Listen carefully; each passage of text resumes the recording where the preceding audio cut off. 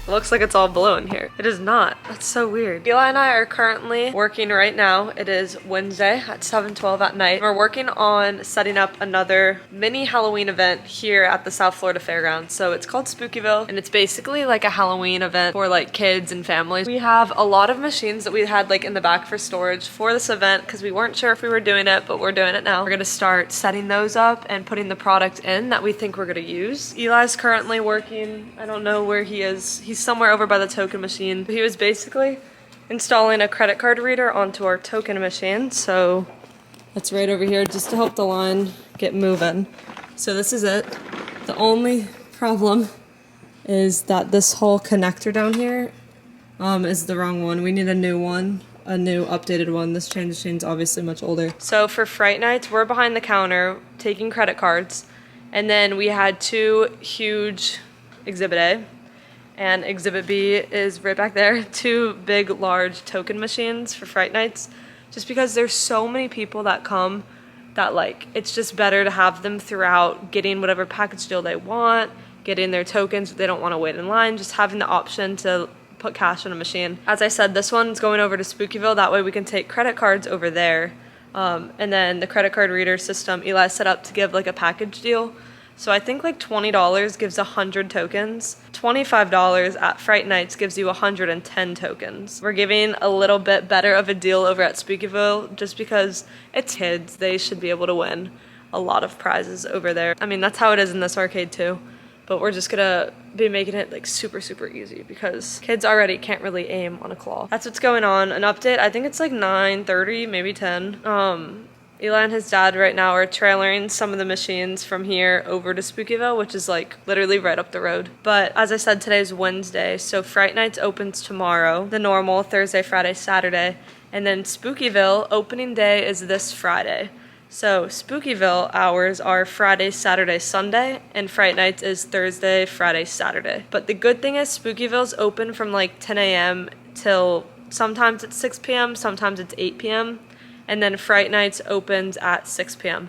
So Eli and I will always be here for Fright Nights just because it's so busy. But we'll definitely be there the first night too. And then we'll be there Sunday because Fright Nights isn't open on Sunday. There's gonna be another video coming about me and Eli explaining life updates and the big question that everyone is asking, where all of these 100+ machines are going to be going, which by the way, if you haven't watched the most recent video on our channel, go ahead and watch it. It's a whole arcade transformation on what this place looks like, along with a reaction because Fright Nights filmed like a promotional video in here, so it was just us getting our friends and family's reaction as well. But in that video I asked like how many machines you think we have in here, and to answer that question, I'm pretty sure we have 99 or 100 machines. I'd have to recount. Tomorrow morning, guys, we are on a sleep schedule of just like ridiculous hours. We'll leave here at like 2 a.m., go home, shower, eat dinner, go to bed, and it's like 3:30, 4 a.m. So we'd wake up in the late afternoon.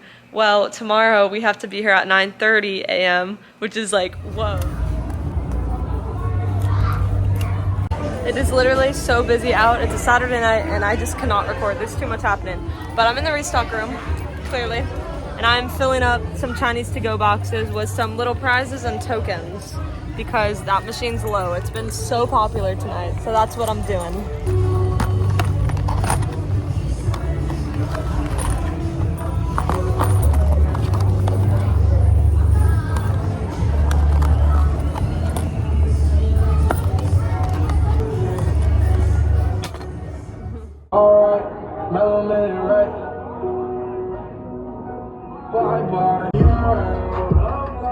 So this particular night at the arcade, it was pouring outside, and I noticed that these two little boys were coming in and they kept playing the Find the Key egg machine. So I asked them like what they were going for, and they were just the sweetest ever. And they already had a bag of prizes, so I told them which color egg they should be going for to get the prize that they wanted. And out of all of that same color egg in there, they actually got the key, and they fully deserved it. They were awesome. As you continue watching, you're gonna see it was definitely so crazy in the arcade for me to actually pull out the vlog camera and film. So I hope you enjoyed these little snippets of things that I have put together and that I was able to capture, because there's so many awesome customers and so many people that were just so down to earth and genuine and so supportive that deserve to be in this video. Enjoy watching. Gosh, that breeze is gonna be absolutely amazing. Look, it's even pushing the door shut. Maybe we should put a brick in front of it?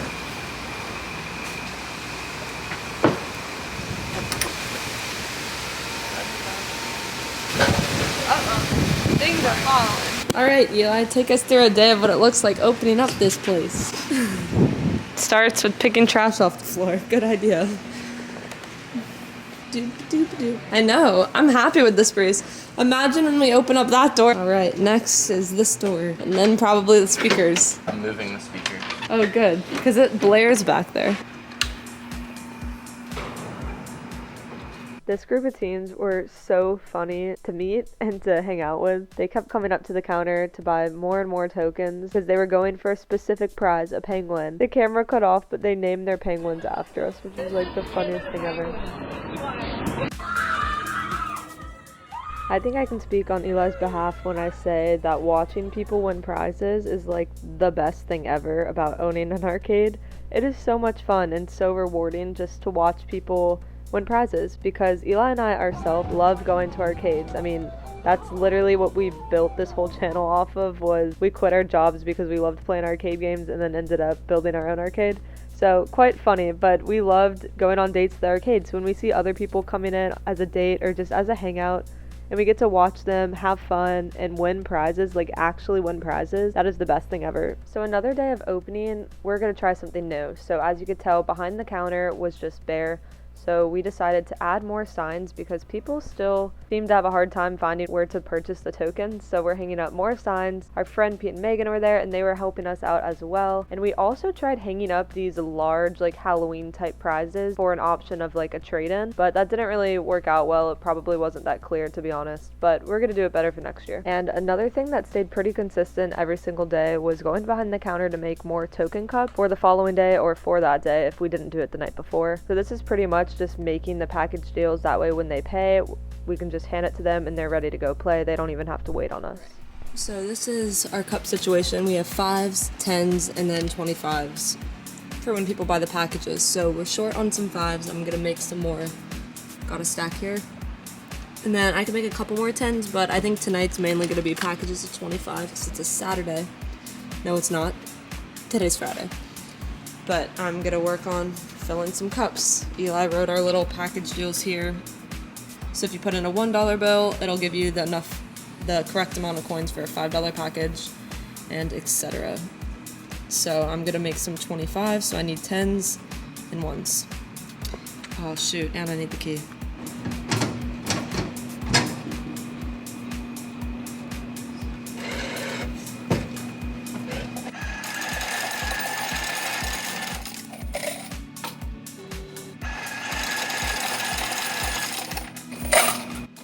Now for a moment of the arcade, and then we'll also be sharing what we've been doing since October, since Fright Nights, because this was from last year. Last October we did this, which is crazy because it feels like we're already starting to prepare for this coming October. Really crazy, but we've been up to a lot. I mean, since Fright Nights, we also did Spookyville, which we mentioned was the same property of Fright Nights, just mainly for like little kids. So we only had a couple machines over there that practically ran itself because we just had to be present at Fright Nights. Big day. We are currently moving all of Fright Nights out of here. once we closed up both events, we went up to Orlando to go to Halloween Horror Nights because we have a free ticket there. So we experienced that. We took Eli's little brother with us, and then we moved everything randomly down towards Miami to do a Christmas event. So we set up a whole arcade for about 2.5 months down south, which was absolutely crazy. But we have like an hour and 40-ish minute drive if we can avoid 5 o'clock traffic, which could be terrible. Terrible driving down south in Florida. That's like the worst thing ever. Like, people who live in Florida do not go to Miami because it's just like so much traffic. I'm gonna sleep on the ride down so that I can fight off this sickness. We got the boy. He is my chauffeur. You're my personal driver. That's pretty funny. Finders keepers. Jeepers creepers. We got this whole other truckload for today. This is part 2. And of course the barn is there and it's not all the way emptied yet. We still have so many machines in there. Yesterday, not a bad thing because when you work for yourself and sometimes you just gotta work extra hard. But yesterday we worked for 16.5 hours straight. That's probably why I'm run down sick, because then I went to bed at 3 a.m. And guys, I woke up at like 8:30, 8:40. I don't want to. I tried to sleep in and my body was just like, oh my gosh, we have so much to do, get up. And so that's probably why I'm also sick. But I didn't even really film. Like, that was a whole learning experience.